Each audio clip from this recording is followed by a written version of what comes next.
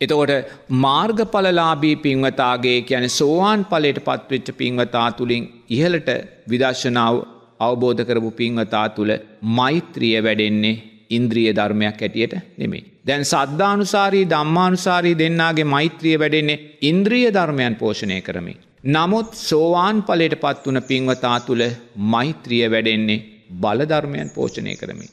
සද්ධාව විදර්ශනාත්මකව පෝෂණය කරමි. වීර්ය විදර්ශනාත්මකව පෝෂණය කරමි. සතිය විදර්ශනාත්මකව පෝෂණය කරමි. සමාධිය ප්‍රඥාව විදර්ශනාත්මකව පෝෂණය කරමින් තමයි සෝවාන් සකෘදාගාමි අනාගාමී උත්තමයා තුළ මෛත්‍රී සංඥාව වැඩෙන්නේ. එනිසා විදර්ශනාමය නුවණ ඇති කරගත් අවබෝධාත්මක නුවණ ඇති කරගත්ත සෝවාන් උත්තමයා මෛත්‍රිය වඩද්දී එයා විදර්ශනාත්මක සම්මා දිට්ඨියෙන් විදර්ශනාත්මක සම්මා සංකප්පයන්ගෙන් තමයි යාගේ මෛත්‍රිය පෝෂණය කර ගන්නෙ. ඒ නිසා මෙයා දකිනවා මෛත්‍රී ආනිසංස 11 එයා දකිනවා. නමුත් ඒ මෛත්‍රී ආනිසංස 11ම එයා ඒ මොහොතේම අනිත්‍ය වූ සංස්කාරයන් හැටියට දකිනවා. එයා ඒ මෛත්‍රී ආනිසංසට බැඳෙන්නේ නැහැ.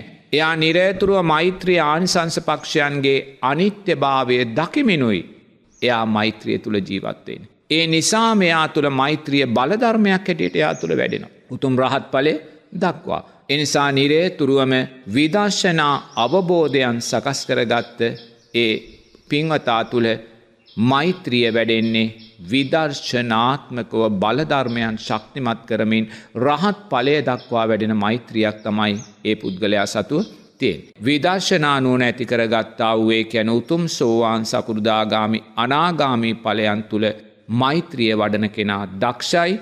මෛත්‍රී ආනිසංස පක්ෂයන් අනිත්‍ය වශයෙන් දකිමින් එයා දක්ෂයි මෛත්‍රිය කියන අර්ථය සතර සටිපට්ඨාන ධර්මයන් තුල විසිරෝලා මෛත්‍රිය බල ධර්මයක් බවට නැවත නැවත පත් කරගන්න. එයා කොහොමද මෛත්‍රිය විසිරවන්නේ සතර සටිපට්ඨාන ධර්මයන් තුල? එයා මෛත්‍රිය වඩලා දස දිසාවටම මෙත් සිත පතුරවලා ඒ දස දිසාවටම මෙස්සුත පැතුරුවා වූ සම්මා සමාධිමත් හිත එයා උපයෝගී කරගෙන මෛත්‍රිය සතර සටිපට්ඨාන ධර්මයන් තුල එයා විසිරවල දකිනවා. කොහොමද එයා විසිරවල දකින්නේ? මෛත්‍රිය වැඩුණේ රූපය ඇසුරෙන්. රූපය නිට්ටයද අනිත්‍යද? රූපය අනිත්‍යයි. එයා රූපය කායානුපස්සනාව තුල දකිනවා. මෛත්‍රිය වැඩිීමේදී ඇති වුණා වූ සෑම සිතුවිල්ලක්ම නිට්ටයද අනිත්‍යද? අනිත්‍යයි. මෛත්‍රිය වැඩුණා වූ සෑම සිතුවිල්ලක් මෙයා චිත්තානුපස්සනාවෙන් දකිනවා.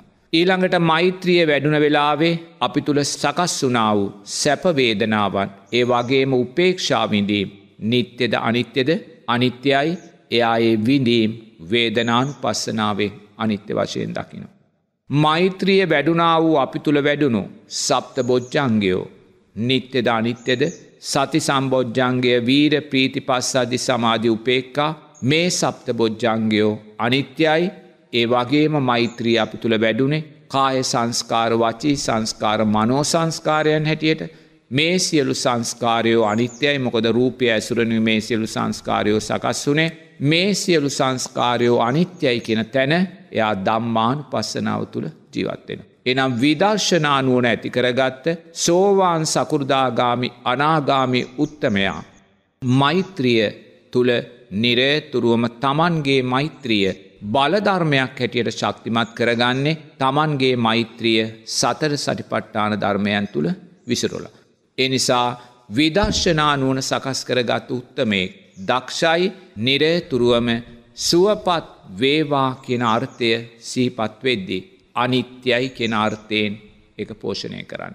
සුවපත් වේවා කියන අර්ථය සිහිපත් වෙද්දී ඒ සිත ඒ සුවපත් වේවා කියලා සිතුවා වූ සිත ඒ සිතට මුල් වුණා වූ අධ්‍යාත්මික බාහිර රූපයන් ඒ මොහොතේම ධම්මානුපස්සනාවෙන්ම පිරිසිදු කළා දාන්න.